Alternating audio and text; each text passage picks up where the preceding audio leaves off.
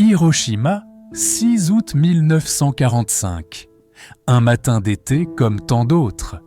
Le soleil se lève doucement sur une ville encore paisible, où les habitants commencent à peine leur journée. Personne ne sait que dans quelques minutes, une lumière plus brillante que le soleil va déchirer le ciel, et que le monde entier va basculer. Hiroshima est alors une ville vivante, animée, forte de ses 350 000 habitants. On y trouve des écoles, des marchés, des usines, des familles, des soldats. C'est un centre militaire important, mais aussi un lieu où la vie suit son cours, malgré la guerre qui ravage le monde. Pourtant, cette ville n'a jamais été bombardée, et c'est précisément pour cela qu'elle a été choisie. À des milliers de kilomètres de là, une arme nouvelle a été conçue. Une arme dont personne ne peut imaginer la puissance. On l'appelle « Little Boy », un nom presque enfantin qui cache pourtant une force capable d'anéantir une ville entière. 4 tonnes d'acier, d'explosifs et d'uranium 235. Une énergie équivalente à 15 000 tonnes de TNT. Moins de 2% de son uranium suffiront à provoquer l'une des plus grandes catastrophes de l'histoire humaine. À 2h45 du matin, le bombardier B-29 Enola Gay décolle de l'île de Tinian. À son bord, 12 hommes. Ils savent qu'ils transportent une arme nouvelle, mais aucun ne peut réellement imaginer ce qu'elle fera. Le vol se déroule dans un silence tendu, presque irréel. Devant eux, Hiroshima dort encore. 8h15 et 17 secondes. Une lumière blanche, aveuglante, déchire le ciel, plus brillante que le soleil, plus rapide que la pensée. Pendant un instant, le temps semble suspendu, puis le monde explose. La bombe n'a pas touché le sol.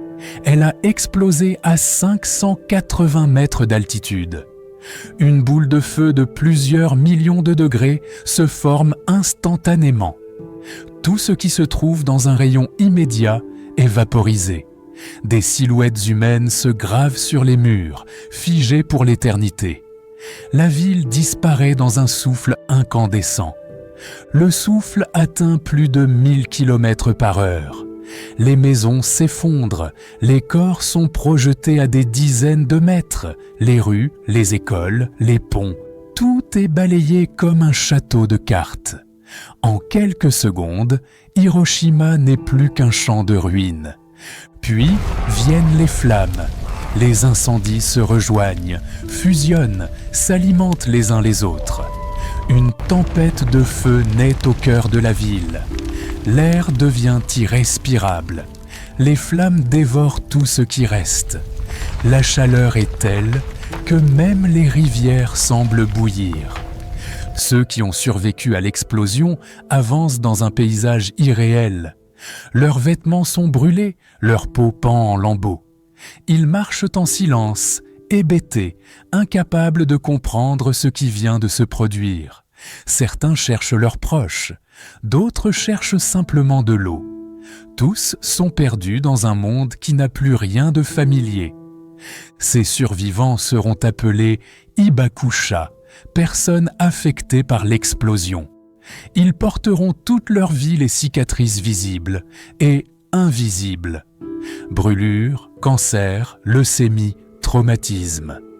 Mais aussi la stigmatisation, la peur, l'isolement.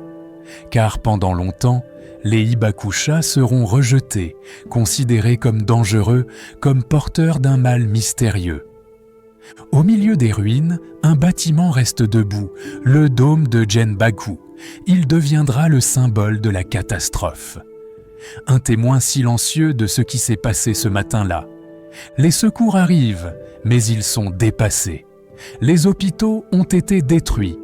Les médecins sont morts ou blessés. Les survivants affluent par milliers, brûlés, irradiés, agonisants.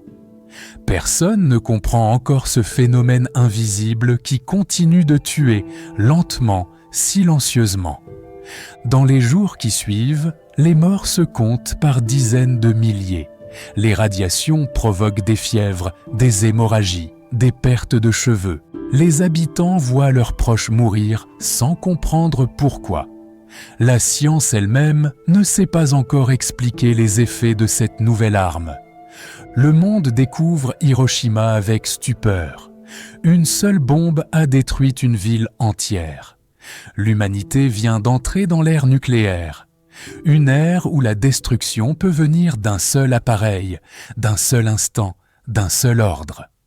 En 1946, le journaliste John Hersey publie un reportage intitulé « Hiroshima ». Pour la première fois, les survivants ont une voix. Le monde découvre leurs histoires, leurs souffrances, leurs vies brisées. Ce texte bouleverse l'opinion internationale. Il rappelle que derrière les chiffres, il y a des êtres humains. Les années passent, mais les effets persistent. Les cancers, les leucémies, les malformations. Les hibakusha deviennent les témoins d'un danger invisible. Ils racontent encore et encore pour que personne n'oublie. Hiroshima n'est pas seulement une tragédie, c'est un avertissement, un rappel de ce que l'humanité peut détruire et de ce qu'elle doit protéger.